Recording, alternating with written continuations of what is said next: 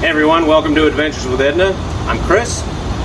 Today we're starting the third and hopefully final part of Edna's new transmission rebuild, which will be the reassembly process. So let's get started. Okay, so I'm trying to get most of my parts laid out correctly here. I got my roller bearings. I've got two of those. I've got this, didn't come with the kit. I had to order that because it matches the back of something. Oh, it matches the back of the intermediate shaft that goes in here. Alright, so first we're going to put in these bushings here for the clutch, and you want to make sure that these holes in the bottom line up with your grease fittings. The old ones in this pretty much fell out when I was taking everything apart. Let me get a block of wood real quick.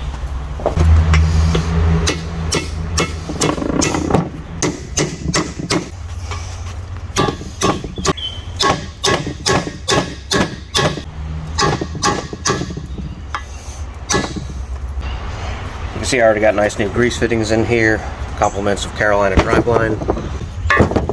Alright, now I'm not going to put the counter shaft in till tomorrow, as long as everything goes well today and we get the whole transmission back together. This will be going into Edna tomorrow. So the shaft that operates the clutch fork orients a certain way, and I need to make sure that I match that up with the clutch correctly. And since I didn't have that marked or anything when I took it out, I need to make sure that I look at the other one to match it up correctly. So now that those are in, we're going to set it this way, peel the tape off.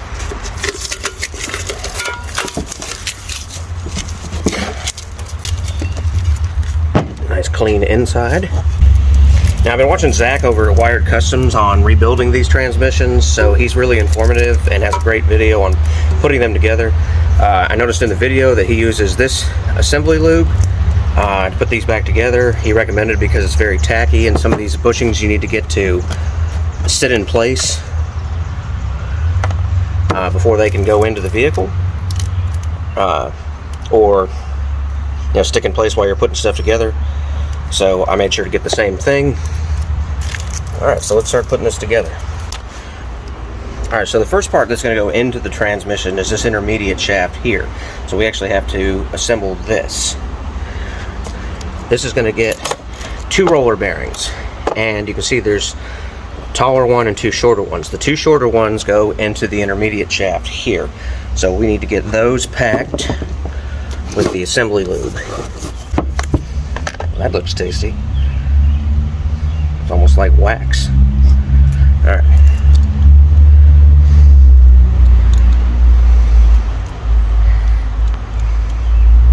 Now these bearings tend to get really burnt up over time.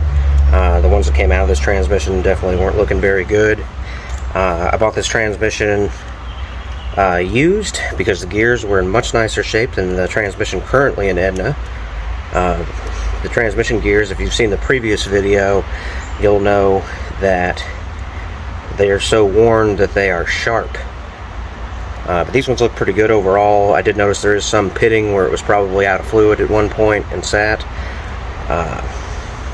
But I didn't think it was bad enough to have to replace them. So, alright, so the first one will slide into there.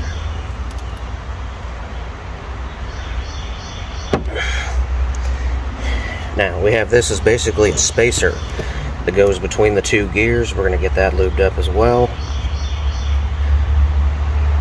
It may not need it, but why risk it? Alright, we'll drop that down in there.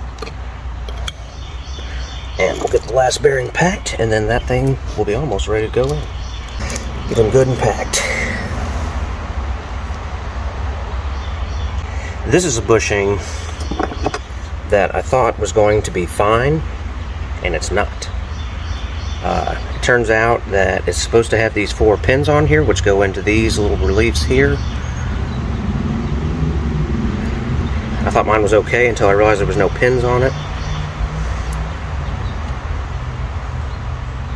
So I had to order this piece since it didn't come with the kit. So we're going to get it good and lubed up as well. got to line these 4 pins up in here.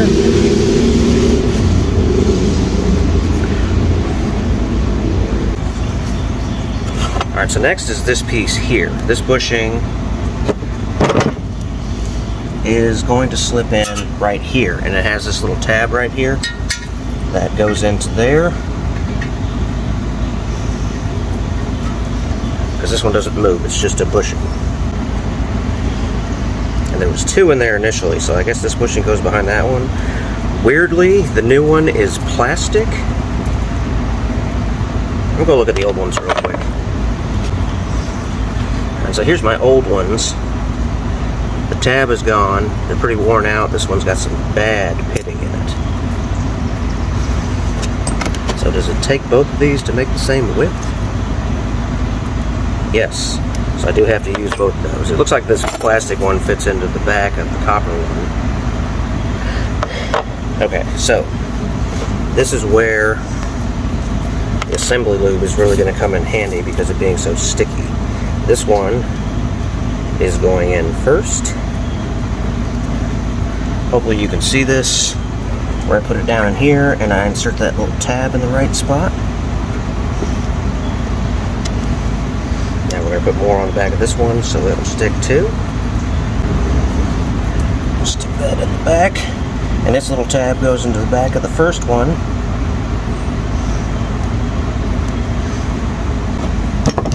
Bring this in a little bit easier for you guys to see. So you got the 2 bushings right there with the tab in place.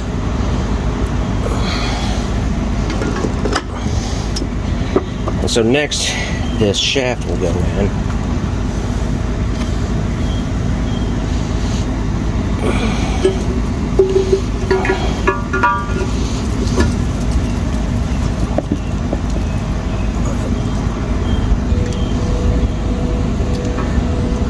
Now the shaft that rides on is not going in yet because those need to be dropped down low so you can get the upper gears in. So one of the last things that goes in is going to be that shaft. So next we're going to put in the reverse gear. Get some assembly lube into here. Alright, now there's a step on one side of this. I believe it goes towards the back.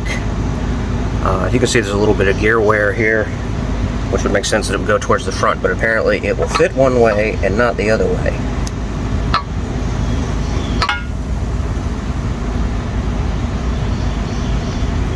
Yeah, looks like that fits to me. Just drops in there, and that's going to sit in there for now too. So next is going to be this rear shaft. Now I ordered these little flingers new because they were really pitted up and torn up bad on the old one. Now this little bevel here needs to face away from the bearing, just like this. So next is the speedometer here. So this I actually had to heat off. I'm hoping it'll go back on without heat. If not, we'll get the torch out and we'll slip it on there. Now this can go on one of 2 ways. It's got a step on this one side and gears on the other. As you can see here, there are the teeth stop short, so you know that the teeth have to go to the outside here. So we're just going to slide that on like that. Let's see if we can tap that on. Let's see if we can tap this on like we did with the bearing. Hopefully it won't be an issue. Oh yeah. Popped right on. Now we need a... That's not the ring.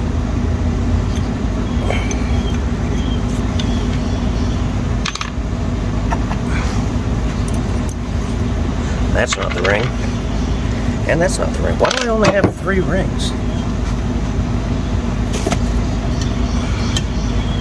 Alright, I gotta go figure out where this other ring is.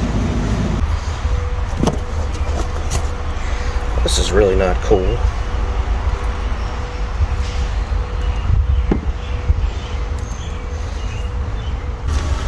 Alright, so the good news is I can still assemble this without that ring, but I can't put the tail shaft back on, or the tail housing back on, without that.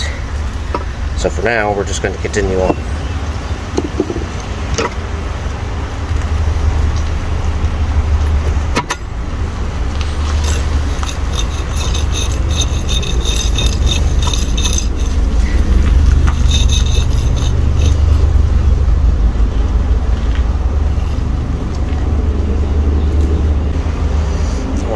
a little bit of assembly lube into here. This actually gets oiled by the relief in it, so it'll always have gear oil on it, but might as well put some of this in here for the initial run. Alright, that's spinning pretty good now. I guess I didn't need to put that in yet anyway. Alright, so I need to go back and look because I don't remember if it went this way or if it went this way. So we're going to check that real quick. Okay, so this little step here goes to the rear because that's where the shift fork goes in. Put a little bit of assembly lube into there.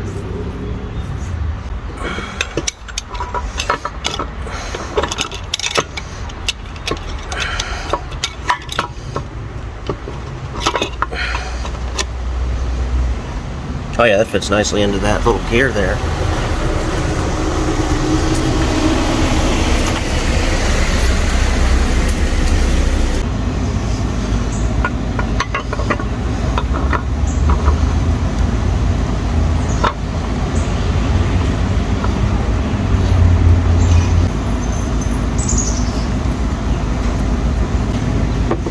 Okay, so I almost forgot this little Star Wars piece. That goes on and holds this little pin in, which you guys may remember from the other video. I put a note in there telling me where that pin was just so I wouldn't lose it. See, that goes on there now.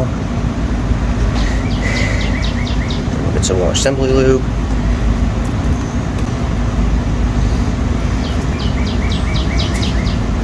Now this gear has to face out because that lines up with the synchronizers.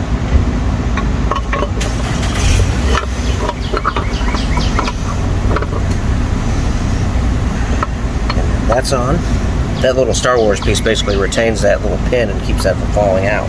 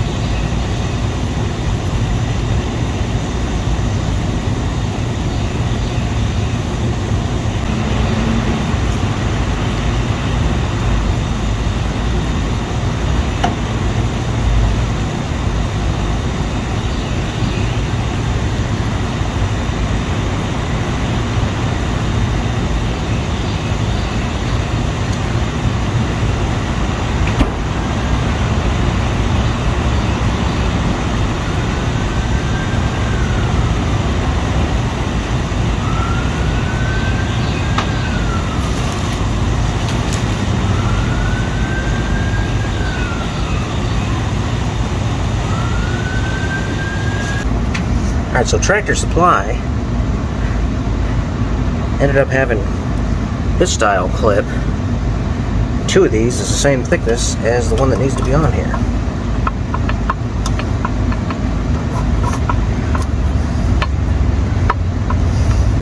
Oh yeah, that problem is done. Alright, so next is the synchronizer. Now this goes in with this lip forward. Already have that lubed up from when I put this one on.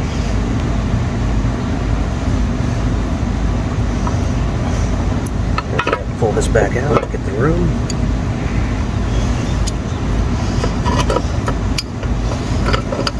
I like that that's dry, so. Alright, that didn't go together super pretty, but it went together. Now, this snap ring has to go on here to hold all that in place. Let's get that up in there. That's on.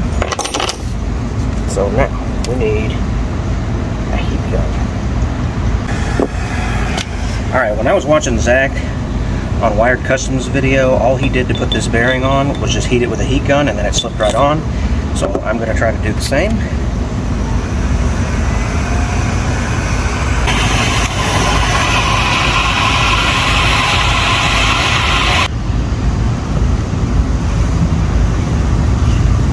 Alright, it's all the way on there, and you can see it's still spinning just fine on its own.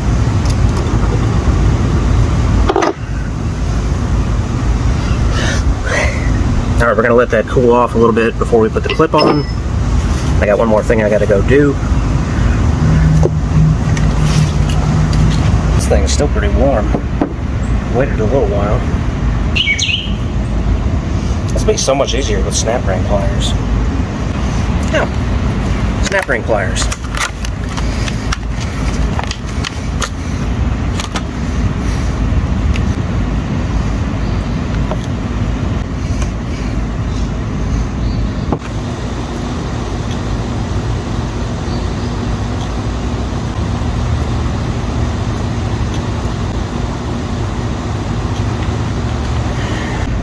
Alright, now for our final roller bearing.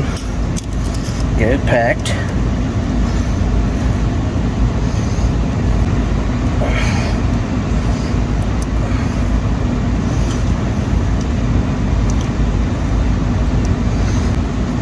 Alright, very important, we've already got our synchronizer on this side. Got everything packed. Oh. Alright, very important, almost forgot this piece. This is just a spacer. It's not a lock ring, it's just a spacer. It just slides onto the front of this shaft, right there. Now we can put this on. Put a little bit more lube right on here. Put a little there just in case.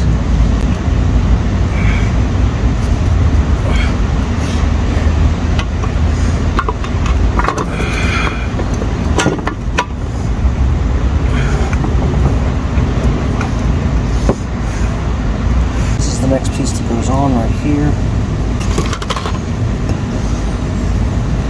The seal. Alright, now this piece here is going to go on here. There is a top and bottom. This part goes towards the bottom because that's where the oil returns back to the engine. Through this little hole down here, which is just out of view on the camera. And this needs to go back on top because this is your throwout bearing. Return spring attaches there. So, we got our new seal in there. I'll take a little bit of assembly lube. Lubricate that seal before we put that on. And now we got our gasket kit. We need, looks like that one right there.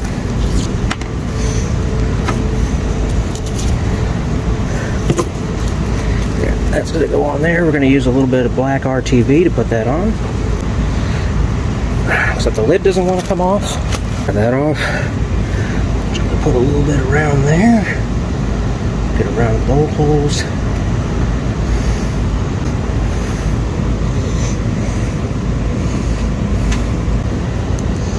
Put this on here.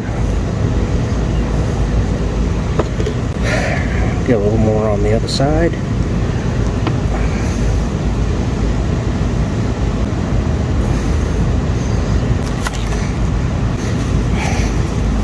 Now there's two inner lips in here.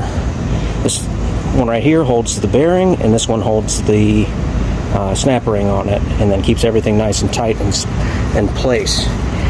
Now something we want to do is each of these bolt holes that hold it on go all the way through into the gear casing in here.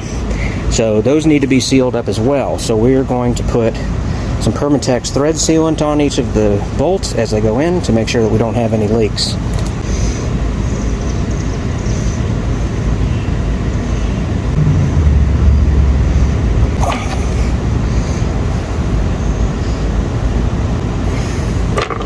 Alright, now like I said, we want that side down. We want the spring up.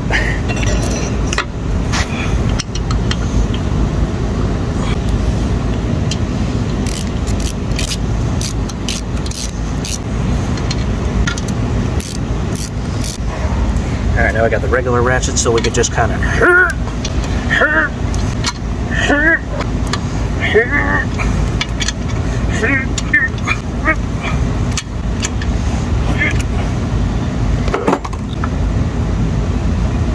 Now the reason I have all this masking tape on here is when I painted this, before I painted this, I took an emery cloth and cleaned that up real well, because this is your surface where your throwout bearing slides back and forth. Everything seems to be sliding pretty good in there. Now this is why we got that sealant on there, see? Those bolts came through and you can see the sealant on them, so that should help seal that up and help prevent any leaks. Because you don't want any gear oil coming through there and getting all over your new clutch. Next, these two intermediate shafts that come in. These came with the kit new, so I didn't have to reuse the old ones.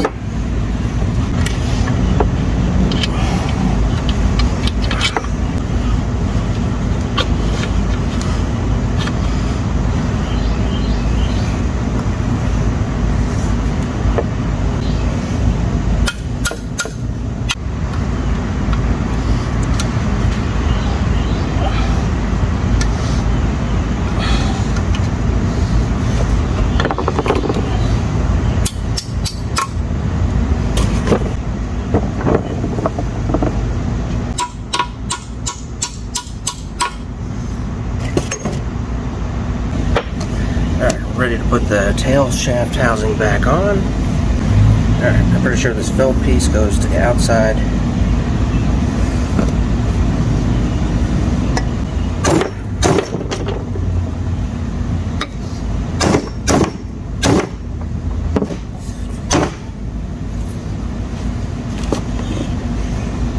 By the way, this piece of oak wood, probably worth about $1,000 these days. Alright, we got our nice new seal that's going to go on here. Use some more black sealant.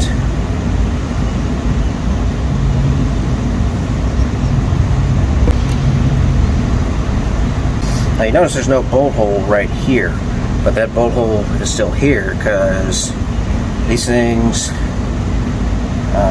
the cars got a big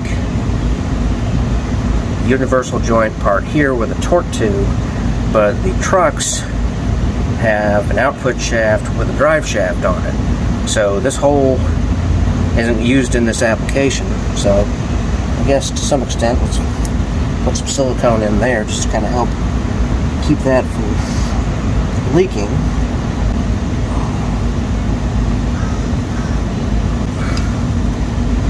Now the top of this is this way, because this is where the speedometer gear is going to go.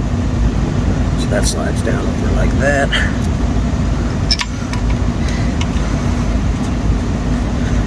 Now these are what's called banjo style bolts, so there's a safety wire that has to go through them, which I have, and I'll be putting that on.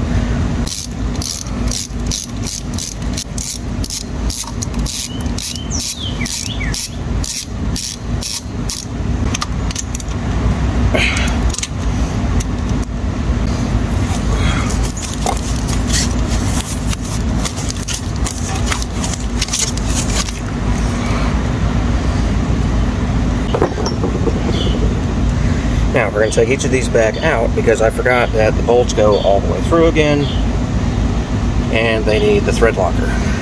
Or not the thread locker, but the thread sealant. But in the interest of saving time, we're going to go with power tools.